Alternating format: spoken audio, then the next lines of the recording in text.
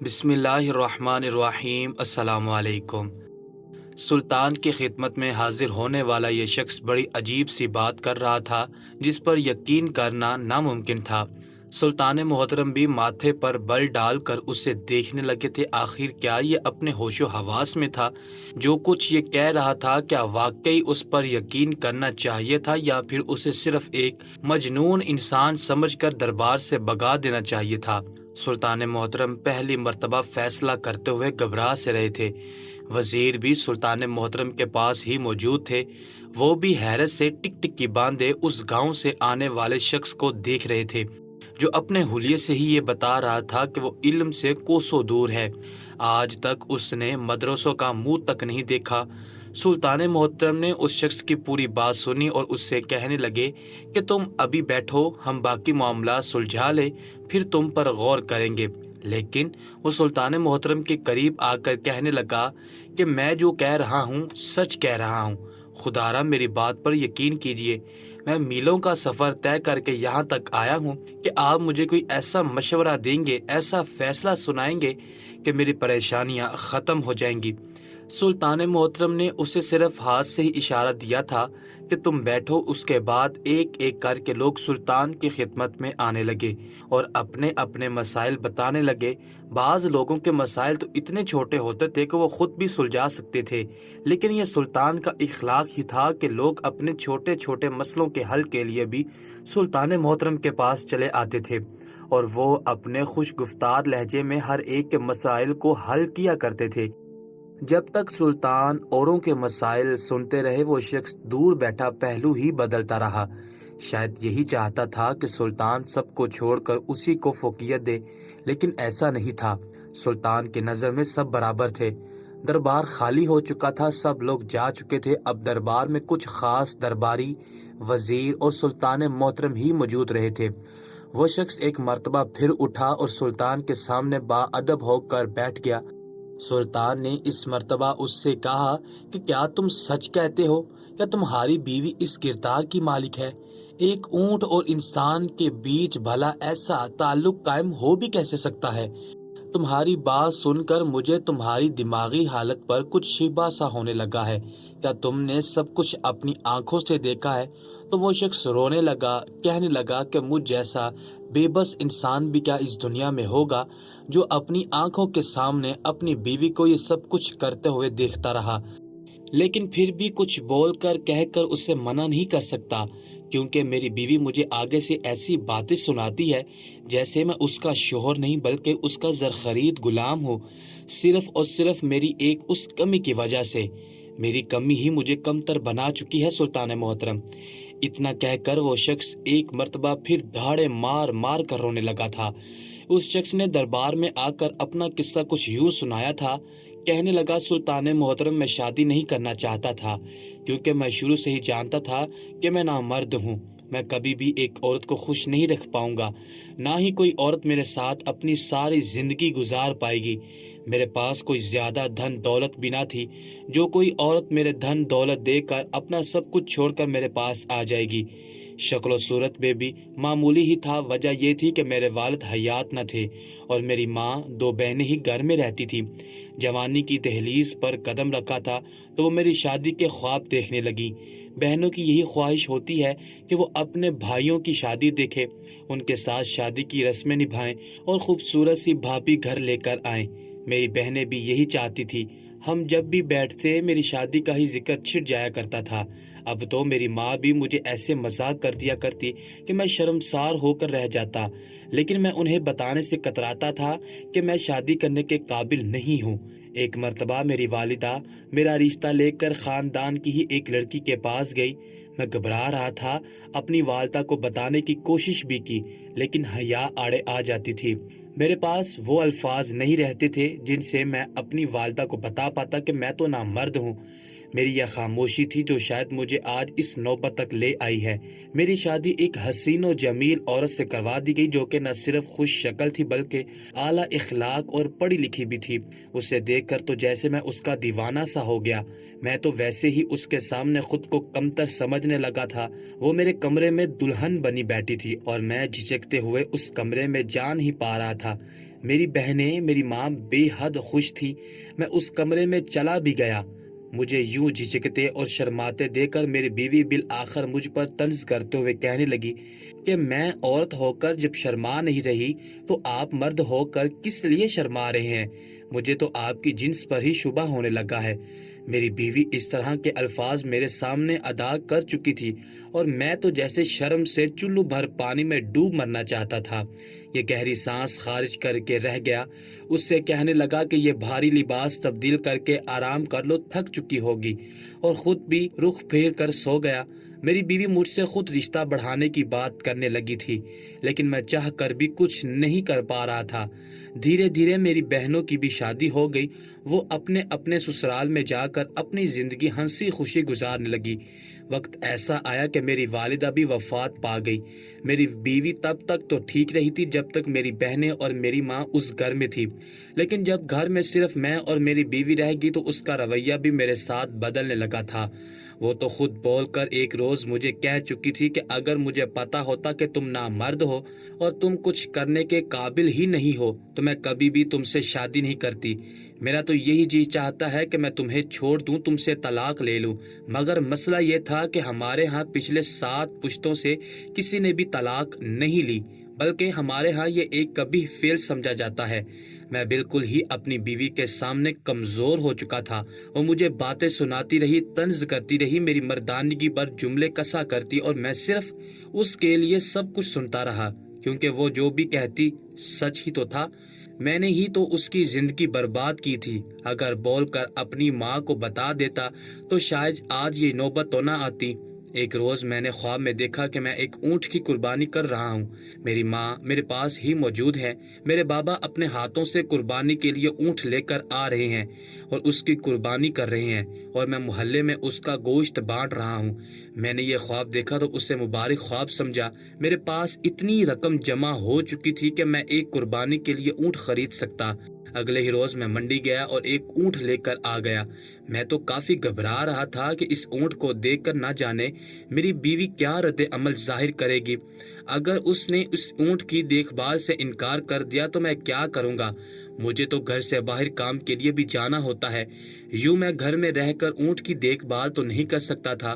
لیکن جیسے ہی میں اونٹ لے کر گھر میں داخل ہوا اور میری بیوی نے اونٹ کو دیکھا تو اس کی آنکھوں میں ایک چمک سی آ چکی تھی۔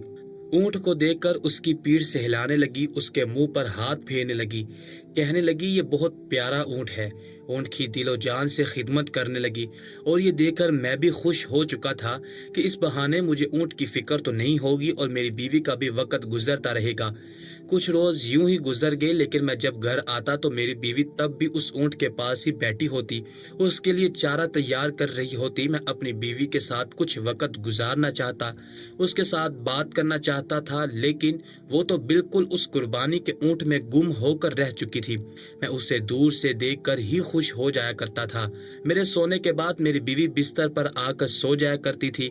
ایک رات میرا وجود بخار میں تپ رہا تھا، اس لیے آدھی رات کو میری آنکھ کھل گئی۔ جب دیکھا تو بستر خالی تھا، میری بیوی میرے پاس بستر پر موجود ہی نہیں تھی۔ میں نے جب یہ دیکھا تو گھبرا گیا۔ اپنی بیوی کو آواز دینا چاہی، لیکن تبھی مجھے صحن سے اونٹ کے کراہنے کی آواز آئی۔ آواز سن کر میں گھبرا گیا۔ فوراً یہ ڈر لاحق ہو گیا کہ کہیں کوئی ڈاکو تو نہیں گھس آیا۔ میری تو ساری جمع پونجی ہی قربانی کا اونٹ تھا۔ میں جلدی سے کمرے سے باہر نکلا، لیکن جو منظر میں نے دیکھا میری آنکھیں یقین کرنے کو تیار نہیں تھی۔ میری بیوی آدھی رات کو صحن کے کونے میں بندھے اونٹ کے پاس تھی اور اونٹ کے پیٹھ کی جانب جھکی ہوئی تھی۔ مجھے یہ منظر بڑا عجیب لگا۔ میں اپنی بیوی کو آواز دینے لگا کہ تم رات کے اس پہر اونٹ کے پاس کیا کر رہی ہو؟ میری آواز سن کر بیوی بھی گھبرا چکی تھی۔ فوراً میں نے اسے اپنے کپڑے درست کرتے ہوئے دیکھا تھا۔ وہ اپنی جگہ سے اٹھ کر کھڑی ہوئی اور کہنے لگی کچھ نہیں، مجھے اونٹ کے کراہنے کی آواز آئی تھی، اس لیے چلی آئی کہ اسے کیا تکلیف ہے۔ فکر مت کرو، میں اس کی بے چینی دور کر چکی ہوں۔ میری بیوی اتنا کہہ کر کمرے میں آئی اور پھر آ کر میرے پاس لیٹ گئی۔ مجھے اس کے وجود سے اونٹ کی بدبو آ رہی تھی۔ مجھے یہ بات پریشان کرنے لگی تھی۔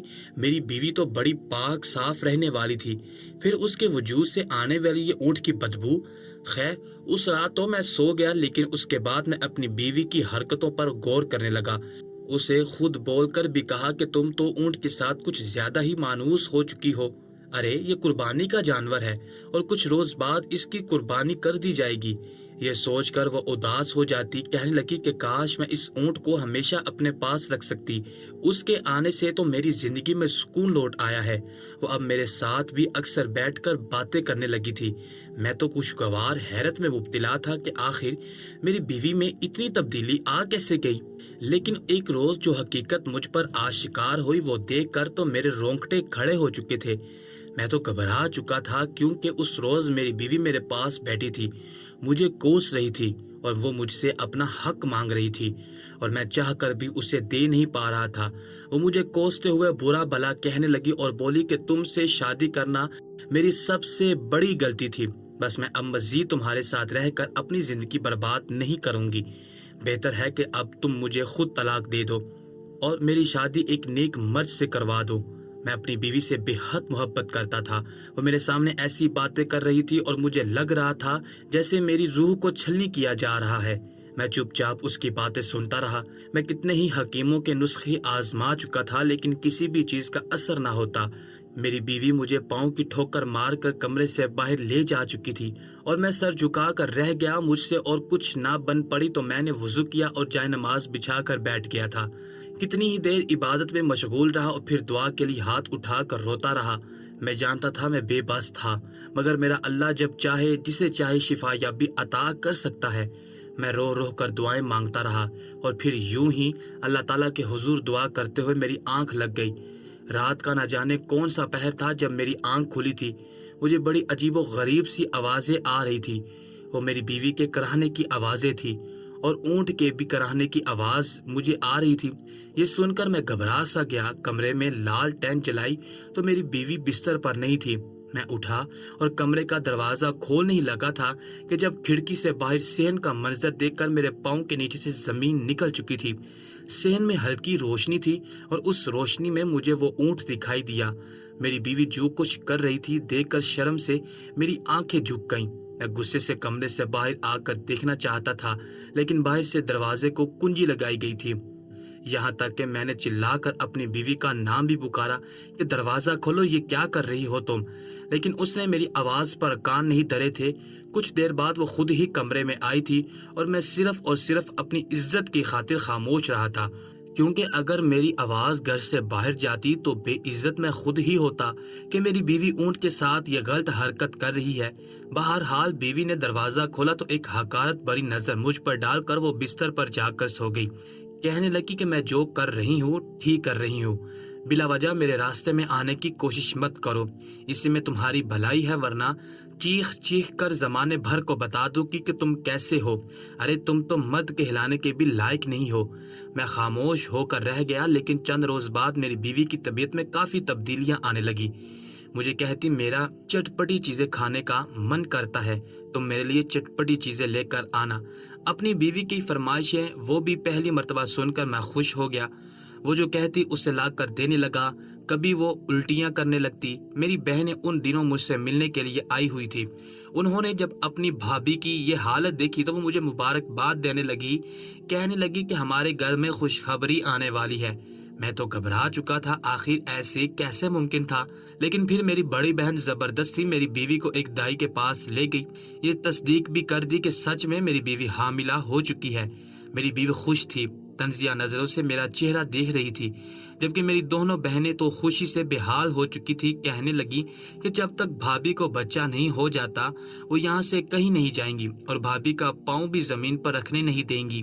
میں اپنی بیوی سے سوال کرنا چاہتا تھا، پوچھنا چاہتا تھا یہ سب کچھ کیا ہے؟ اس نے میرے ساتھ اتنا بڑا دھوکہ کیوں کیا؟ مگر سلطان محترم وہ بھی سیدھا منہ جواب تک نہ دیتی تھی۔ ایک روز موقع پا کر جب میری بہنیں رات کو سو گئی تو میں اپنی بیوی کے پاس گیا اور اس سے پوچھنے لگا کہ مجھ میں تو اولاد پیدا کرنے کی صلاحیت ہی موجود نہیں ہے، بتاؤ کس کا ہے یہ بچہ؟ تو وہ ہنسنے لگی، ہنس کر کہنے لگی وہی اونٹ جسے تم قربانی کے لیے لے کر آئے تھے۔ یہ سن کر تو میں صدمے کا شکار ہو گیا اور سیدھا سلطان محترم کی خدمت میں چلا آیا۔ اس کی یہ کہانی تھی جسے سننے کے بعد سلطان محترم کو اس کی عقل پر شبہ ہوا تھا، لیکن جب وہ رو رو کر بار بار کہنے لگا تو سلطان محترم بھی سر پکڑ کر بیٹھ چکے تھے۔ اسے کہنے لگے کہ پہلے تو تمہیں اپنا معائنہ ایک اچھے سے طبیب سے کروانا چاہیے۔ رہی بات تمہاری بیوی کی، تو وہ عورت مجھے چلاک لگتی ہے، جو صرف اور صرف تمہیں باتوں سے بہلانے کی کوشش میں لگی ہے۔ بہتر ہے کہ تم مرد بن کر اس سے دو ٹوک بات کرو اور اپنے آپس کے معاملات سلجھاؤ۔ اگر وہ تمہارے حق میں غلط ہے اور سدھرنا نہیں چاہتی تو بہتر ہے کہ تم اسے چھوڑ دو۔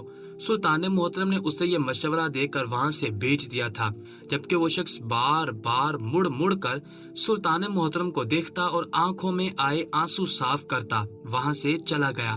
وہ سوچ رہا تھا کہ شاید سلطان محترم اس کی گتھی کو سلجھائیں گے اور اس کی بیوی کو بھی بلا کر سمجھا کر نیک راہ پر چلائیں گے، اسے بتائیں گے کہ کس قدر برا فعل ہے، لیکن سلطان نے تو اسے یہ کہہ کر وہاں سے بھیج دیا تھا۔ وزیر اور سلطان حیران بیٹھے تھے، آخر یہ ماجرا کیا تھا؟ سارا دن تمام تر سلطنت کے امور دیکھنے کے بعد سلطان نے اپنے ایک خاص غلام کو اپنے پاس بلایا۔ غلام حاضر ہوا تو سلطان نے اسے یہ کہہ کر ایک عام سا لباس میری خاطر لے کر آؤ، میں آج بیس بدل کر گشت کرنا چاہتا ہوں۔ سپاہی نے حکم کی تعمیل کی اور ایک ایسا لباس لا کر سلطان کو دے دیا۔ سلطان نے وہ لباس زیب تن کر لیا، اپنا حلیہ بالکل عام آدمی جیسا بنا لیا اور چہرے پر نقاب بھی کر لیا۔ وہ اپنے محل سے نکل چکے تھے۔ وہ جانتے تھے کہ انہوں نے کہاں جانا ہے۔ سارا دن ان کے ذہن میں وہ اونٹ والا شخص ہی گھومتا رہا تھا جس نے یہ بتایا تھا کہ اس کی بیوی ایک اونٹ سے حاملہ ہو چکی ہے۔ سلطان نے اپنے 2 جاسوس سپاہیوں کو اس شخص کے پیچھے بھیجا تھا اور کہا تھا کہ پتہ لگا کر آؤ یہ شخص رہتا کہاں ہے۔ اس کے گھر تک کا تعاقب کرنے کے بعد اس کے گھر کا پتہ وہ سپاہی آ کر سلطان کو بتا چکے تھے۔ رات گہری ہو چکی تھی، چاند کی 14ویں رات تھی جب سلطان اس شخص کے گھر کے باہر پہنچے تھے۔ آس پاس گلیاں سنسان پڑی تھی، ہر کوئی گہری نیند سو رہا تھا۔ سلطان نے پہلے گھر کا جائزہ لیا، دروازے کو ہلکا سا دھکیلا لیکن وہ اندر سے بند تھا۔ گھر کی دیواریں زیادہ اونچی بھی نہ تھی۔ سلطان نے آس پاس پتھر دیکھے اور ان کو اکٹھا کرنا شروع کر دیا۔ پھر ان پر کھڑے ہو کر جب اس کے گھر کے اندر کا منظر دیکھا تو صحن کے ایک کونے میں ایک اونٹ سچ مچ بندھا ہوا تھا۔ وہ اس وقت بیٹھا ہوا تھا۔ فی الحال تو انہیں وہاں پر کچھ بھی ایسا محسوس نہ ہوا اور وہ سوچنے لگے کہ گھر کے اندر کود کر وہ اس اونٹ کے پاس جا کر جائزہ لیں گے کہ کیا سچ مچ میں یہ انسانوں کی طرف راغب ہوتا ہے یا پھر یہ صرف اور صرف سلطان کا وقت ضائع کیا گیا ہے اور ایک من گھڑت کہانی بنائی گئی ہے۔ اس سے پہلے کہ سلطان گھر کے اندر کود کر جاتے، اس سے پہلے ہی کمرے کا دروازہ کھلنے کی آواز آنے لگی اور پھر ایک عورت کمرے سے باہر نکلی۔ آس پاس دیکھنے کی اس نے زحمت نہیں کی تھی، سیدھے چلتے ہوئے اس اونٹ کے پاس آئی اور اس کے بعد جو کچھ وہاں ہوا، سلطان محترم کے سامنے ساری حقیقت کھل چکی تھی۔ سلطان محترم غصے سے آگ بگولا ہو چکے تھے، لیکن اس وقت ان کے گھر جا کر حقیقت کھولنا اچھا نہیں تھا۔ سلطان محترم تمام تر حقیقت دیکھنے کے بعد واپس محل میں آ چکے تھے۔ اگلی صبح 2 سپاہیوں کو اس اونٹ والے شخص کے گھر بھیجا اور حکم دیا کہ وہ شخص اپنے اونٹ سمیت محل میں آ جائے، اور پھر ایک سپاہی اور کنیز کو حکم دیا کہ جا کر اس کی بیوی کو یہاں دربار میں لایا جائے۔ سلطان محترم کافی غصے میں دکھائی دیتے تھے۔ آج دربار عام رعایا کے لیے بند کر دیا گیا تھا اور کہا گیا تھا کہ سلطان ایک خاص فیصلہ سنانے والے ہیں۔ سلطان کی طرف سے بلاوا سن کر وہ سادہ لوح انسان خوش ہو چکا تھا۔ اپنے اونٹ کو لیے وہ سلطان کے دربار میں حاضر ہو گیا۔ پھر کچھ ہی دیر بعد کنیز کے ساتھ اس کی بیوی بھی وہاں پر آ چکی تھی۔ اس کی بیوی گھبرائی ہوئی کھڑی تھی۔ سلطان نے اس مرتبہ اس شخص کی بیوی کو مخاطب کیا تھا، فرمانے لگے، بتاؤ کیا یہ سچ ہے کہ تمہاری کوکھ میں پل رہا بچہ ایک اونٹ کا بچہ ہے؟ دربار میں چہم گوئیاں عام ہونے لگی تھی۔ وہ عورت تھوڑی گھبرا سی گئی، سر جھکا کر کھڑی تھی، کچھ بولنا چاہتی تھی لیکن بول نہیں پا رہی تھی۔ سلطان نے ایک مرتبہ پھر اپنا یہی سوال دہرایا تھا، فرمانے لگے، میں جو پوچھ رہا ہوں اس کا جواب دو۔ وہ عورت کچھ کہنا چاہتی تھی، بولنا چاہتی تھی لیکن بول نہیں پا رہی تھی۔ شاید اس کے منہ میں زبان ہی نہیں تھی، یا پھر سلطان کے رعبدار لہجے کے آگے اس کے سارے چالاکیاں دم توڑ چکی تھی۔ وہ گھبرائی ہوئی کھڑی بس دربار میں بچھے ہوئے قالین کو یکٹک دیکھ رہی تھی کہ جب سلطان نے اس مرتبہ اس شخص کو مخاطب کیا، کہنے لگے، حقیقت کیا ہے؟ یہ بچہ کس کا ہے؟ سب کچھ یہ عورت اپنے منہ سے بول کر بتائے گی۔ सुल्तान मोहतरम के बहुत कहने पर भी वो औरत कुछ नहीं बोली थी, उल्टा अपने मुंह पर हाथ रखकर फूट फूट कर रोने लगी। दरबार से भागने के तरीके देखने लगी, लेकिन हर सू सिपाही मौजूद थे। वो कहीं से भी भाग नहीं सकती थी। अगर उसे अंदाजा होता कि यहाँ आने के बाद उसके साथ ये सब कुछ होगा और वो बड़ी फंसेगी, तो कभी भी यहाँ पर ना आती। कितनी ही देर जब उसने सवाल का जवाब ना दिया तो सुल्तान ने सिपाहियों को हुक्म दिया कि इसे काल कोठरी में डाल दिया जाए और जिस कदर हो सके इस पर जुल्म किया जाए, इसे जंजीरों से जकड़ रखा जाए। जिस कैद खाने में ये रह रही है उसमें भूखे कुत्तों को छोड़ दिया जाए। यही औरत की सजा है। लेकिन अगले ही पल वो औरत घबरा चुकी थी। इससे पहले कि सिपाही उसे घसीट कर वहां से ले जाते, वो आगे बढ़ी और सुल्तान के कदमों में गिरकर फूट फूट कर रोने लगी। कहने लगी, सुल्तान मुझ पर ये जुल्म मत कीजिए। मैं मानती हूँ मैंने गलती की है, लेकिन इस गलती की मुझे इतनी बड़ी सजा मत दीजिए। सच क्या है मैं बताऊंगी, हर वो हकीकत बताऊंगी, लेकिन मुझे काल कोठरी में मत डालिएगा। वो ऊंट वाला शख्स अपने ऊंट समेत वहीं पर खड़ा था, जबकि वो औरत वहां पर बैठी फूट फूट कर रो रही थी। सुल्तान शदीद गुस्से में दिखाई देते थे। गुस्से में सुल्तान एक मर्तबा फिर बुलंद आवाज में कहने लगे, ए लड़की, हकीकत बताओगी? दरबार का वक़्त बहुत कीमती है। इन आंसुओं के इवज हम दरबार का वक़्त जाया नहीं करना चाहते। सुल्तान की बात सुनकर वो अपनी आंखों में आए आंसू को पोंछने लगी। कहने लगी कि दरअसल बात कुछ यूं है कि मैं अपने शौहर को पहली नजर में ही देखकर उसकी दीवानी सी हो चुकी थी। मुझे लगा था कि इसके साथ मैं बहुत खुश रहूंगी, लेकिन शादी के बाद ये राज मुझ पर आश्कार हुआ कि ये तो नामर्द है और कभी भी मेरे वो हकूक अदा ही नहीं कर सकता जो कि एक शौहर को करने चाहिए। इसके बावजूद मैं इसके साथ मुखलिस होकर रहती रही, लेकिन जब कभी मैं बेचैन हो जाती तो इसको बातें सुनाने लगती, इस पर तंज करती। इसका हरगिज ये मतलब नहीं था कि मैं इसके साथ बेवफाई करूंगी। हमारे यहाँ तलाक का रवाज नहीं था, वरना मैं कब की इससे तलाक लेकर किसी और से शादी कर चुकी होती। बस जैसे तैसे थी, मुझे अपनी जिंदगी इसके साथ निभानी थी। लेकिन एक रोज जो कुछ मेरे साथ हुआ वो मेरे लिए नाकाबिले यकीन था।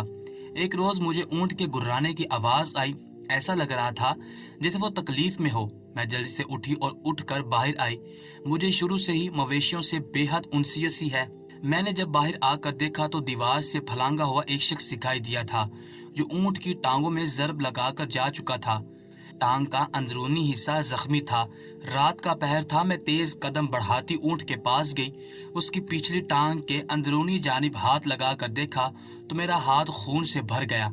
मैं घबरा चुकी थी। अगर मेरे शौहर को इल्म होता तो वो परेशान हो जाता, यही कहता कि जख्मी ऊंट की कुर्बानी नहीं होती। लेकिन चूंकि अभी कुर्बानी में वक़्त था और मैंने अपनी दादी से जड़ी बूटियों का लेप बनाना भी सीख रखा था, जो गहरे से गहरे जख्म को बिल्कुल ठीक कर देता है। मैं दिलचस्पी से वो लेप ऊंट की टांगों पर लगाती और फिर पत्तों से उस पर एक हिफाजती तह लगा देती थी, ताकि वो मजीद बिगड़ने से बचा रहे। लेकिन एक रोज तो हद ही हो कि जब मेरा शौहर ऊंट को लेकर मुझ पर शक करने लगा। मेरी तबीयत खराब होने लगी, मेरा पेट फूलने लगा था, मुझे कह आने लगी थी। मेरी ननदें कहने लगी कि मैं माँ बनने वाली हूँ, और मैंने भी उनकी हाँ में हाँ मिला दी, क्योंकि मैं जानती थी कि ऐसा होना मुमकिन ही नहीं है। लेकिन बस उनको खुश करने की खातिर मैंने ये झूठ बोल दिया। लेकिन जब दाई के पास ले जाया गया तो दाई ने मेरे पेट पर हाथ रखा और कहने लगी कि मुझे एक जानलेवा बीमारी लायक हो चुकी है। मेरा पेट फूलता जा रहा है, पेट में पानी भरता जा रहा है। अगर बर वक्त मैंने इलाज ना करवाया तो मेरी जान को खतरा हो सकता है। मेरे शौहर की सारी जमा पूंजी उस ऊंट पर लग चुकी थी जो वो कुर्बानी की नीयत से लाए थे। यूं मेरा शौहर मुझ पर शक करने लगा था। मुझसे कहने लगा कि ये बच्चा किसका है, और मैंने भी गुस्से से कह दिया था कि ये इसी ऊंट का है और ये आपकी बारगाह में चले आए। दाई ने बता रखा है इस बीमारी का वक्ती तौर पर इलाज किया जा सकता है, लेकिन ये बीमारी जड़ से खत्म नहीं की जा सकती।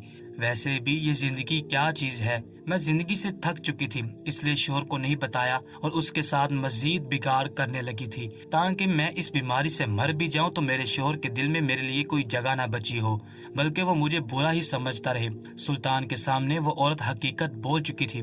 शाही तबीब की बीवी भी वहाँ पर आई और उसने उस औरत का मुआयना किया। उसने भी यही तस्दीक की थी कि इससे ये बीमारी है जिसकी ये तस्दीक कर रही है। बहरहाल उस औरत का शौहर तो बेयकीनी से अपनी बीवी को देख रहा था, जो हकीकत عورت بول چکی تھی، اسے اب اپنی عقل پر شرمندگی محسوس ہوئی تھی اور اپنی بیوی کی بیماری کا جان کر اس سے کہنے لگا کہ تم نے مجھے کیوں نہیں بتایا؟